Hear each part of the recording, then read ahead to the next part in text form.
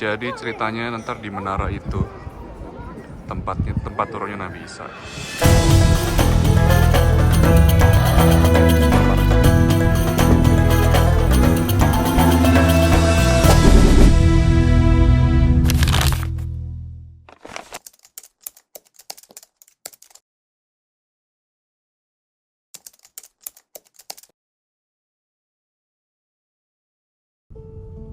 Memasuki Suriah, ada sedikit perasaan berbeda dibandingkan saat gua berada di Lebanon. Negara ini pernah menarik perhatian dunia karena perang sipil yang berkepanjangan. Kehadiran ISIS juga mengubah lanskap politik serta menimbulkan penderitaan mendalam bagi masyarakat. Saat melewati perbatasan, jalanan yang diapit bukit-bukit berbatu dan beberapa checkpoint militer yang gak boleh terekam kamera menambah kesan thrilling dalam perjalanan ini. Akhirnya, gue tiba di Damaskus, ibu kota Suriah. Di pinggiran kota Damaskus, tampak masih banyak didominasi oleh area terbuka yang luas, dengan pandangan jauh ke arah bukit-bukit dan padang kering yang dijaga ketat oleh militer. Memasuki kota, suasananya tuh benar-benar mengingatkan pada masa lalu yang terhenti. Jalanan didominasi oleh kendaraan tahun 2000-an, seolah waktu bergerak lebih lambat di sini. Setelah naruh barang-barang, gue langsung pergi ke pusat kota nih buat beli SIM card. Jarang banget provider yang menyediakan layanan roaming di Suriah. Negara ini tuh benar-benar seperti terisolasi dari dunia luar. Di sini gue direkomendasikan buat pakai Syriatel. Jadi gue mau bikin SIM card, mau beli SIM card untuk internetan di Syria. Direkomendasinya sih pakai Syriatel ya, cuman untuk gue research sebenarnya pakai MTN oke. Cuman gak tau deh, katanya lebih cepat internetnya. I don't know. Let's see. Setelah beli SIM card, gue langsung pergi ke mall buat nyari keperluan gue selama di Suriah ini.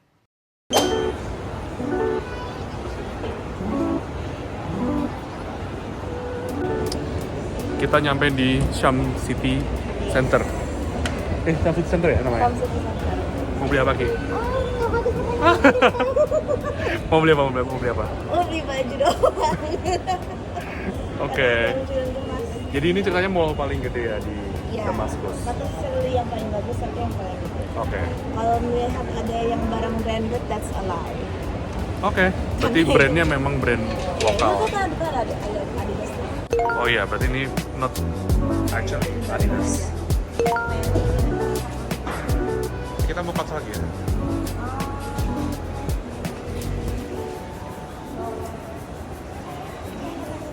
Enggak, Oke. Salah satu keunikan Suriah adalah minimnya brand-brand internasional yang biasa kita temui di negara lain. Kalau di mall kita biasa lihat brand-brand fast fashion kayak Zara, Uniqlo, Pull&Bear, dan lain-lain. Maka di Suriah semua itu nggak akan kita temui. Suriah itu mengalami sanksi internasional yang bikin brand-brand internasional mencabut investasinya di negara itu. Ini semua akibat perang sipil yang terjadi di Suriah selama belasan tahun.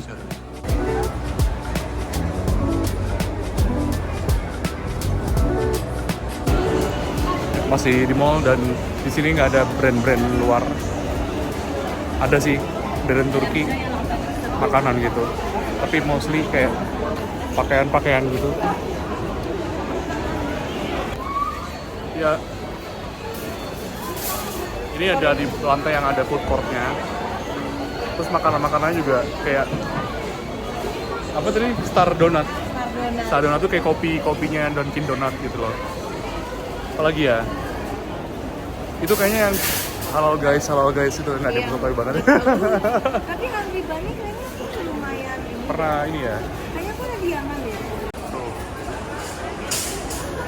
Hungry Bunny, What's Up Burger, ada Star Donut. Oh, ada Texas Chicken ada loh.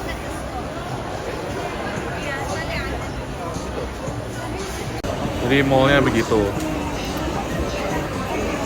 Mallnya begitu isinya, dia kecil mallnya tapi lebih kecil daripada Indonesia, tapi ini katanya mall paling besar di Damaskus dan di Syria maybe. Oke. Segitu dulu aja.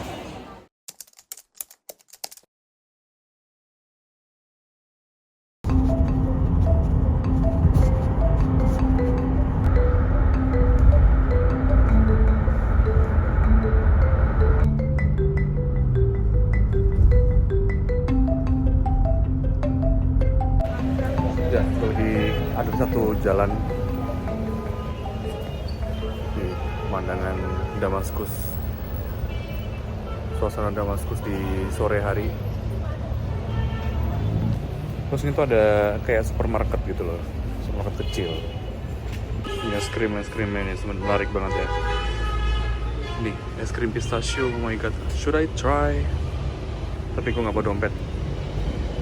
Dan ada Indomie,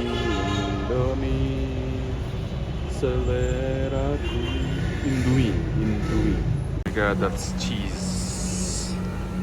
Interesting. Ada kejunya.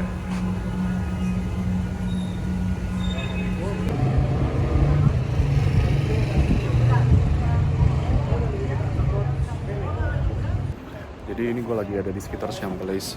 Itu ada hotel yang super jadul, yang suasananya tuh kayak mungkin era-era tahun 80-an, 90-an gitu loh. Dalamnya lucu banget sih sebenarnya. Terus ini daerah sini tuh kayak daerah komersial yang keren banget sebenarnya. Keliling di Damaskus itu rasanya kayak kembali ke masa lalu. Ada yang feel-nya kayak zaman Romawi, ada juga yang kayak zaman kekhalifahan Umayyah, kemudian ada juga yang kayak Ottoman. Tapi kalau di sini vibe-nya kayak lagi naik mesin waktu ke era tahun 70-an. Di sini juga ada satu gedung bioskop jadul namanya Shams Cinema Theater.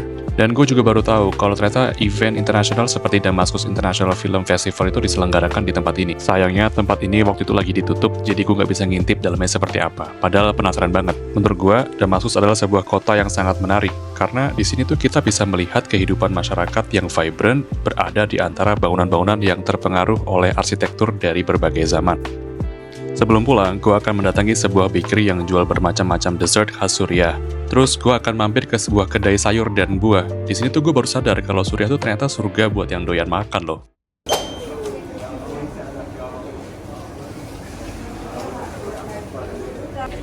Cheesecake yang ini enak banget tuh.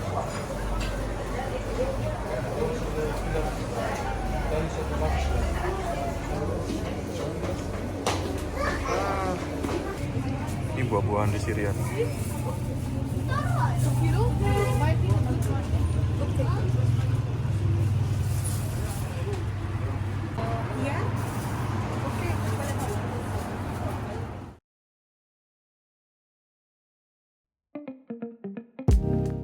Selamat pagi dari Suriah. Hari ini gue akan diajakin untuk sarapan makanan khas Suriah, tapi gue tuh lupa videonya, jadi nggak ada ya videonya, cuman ada video restorannya doang. Dan habis itu gue akan belanja snack-snack untuk cemilan ketika gue di rumah.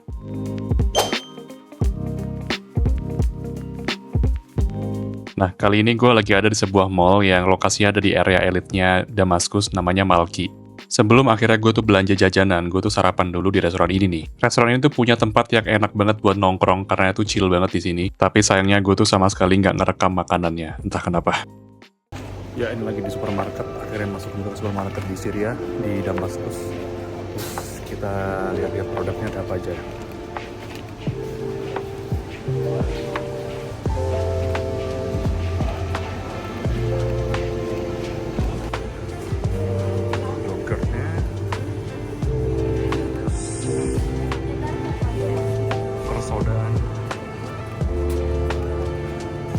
Pepsi ternyata.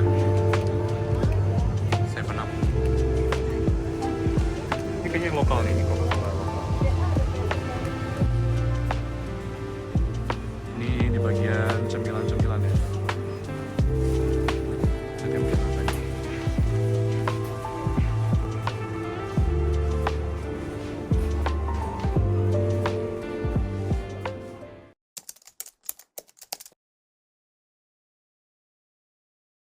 Keesokan harinya gue diajakin ke museum, ini tuh Museum Nasional Damaskus. Di sini gue tuh belajar banyak banget tentang sejarah Suriah, karena koleksi museum ini tuh meliputi hampir semua era di Suriah, mulai dari zaman prasejarah, Suriah kuno, Yunani atau Bizantium hingga era Islam. Bahkan di sini juga ditampilkan artefak-artefak dari Palmyra yang sempat dihancurkan di era ISIS. Di sini gue tuh baru sadar kalau ternyata Suriah itu sekaya itu dengan sejarahnya. Ini lagi di National Museum of Syria. Oke. Hai. Iya. Hai Ki. Sebelum masuk, gue tuh disambut oleh sebuah gerbang istana dari era Islam yang digunakan sebagai entrance untuk masuk ke museumnya. Detailnya tuh keren banget sih ini. Di sini gue ditemani oleh seorang guide yang menjelaskan setiap section yang ada di museum. Beruntung, guide-nya fasih berbahasa Inggris, sehingga gue tuh bisa memahami setiap artefak yang dipamerkan dengan lebih jelas. Di sini, gue tuh bener-bener dibuat kagum oleh kekayaan sejarah Suriah. Negara ini pernah mengalami era peradaban yang sangat maju, meninggalkan jejak mendalam dalam kebudayaannya.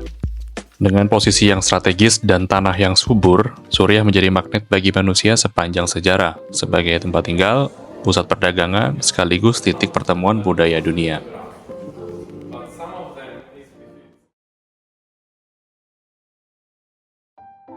Malamnya, gue diajakin buat nonton sebuah pertunjukan musik klasik dari sebuah kuartet asal Suriah di gedung operanya Damaskus. Awalnya gue tuh nggak tahu kalau ternyata ini bakal nonton pertunjukan musik. Gue kira bakalan nonton opera, tapi ternyata menarik juga.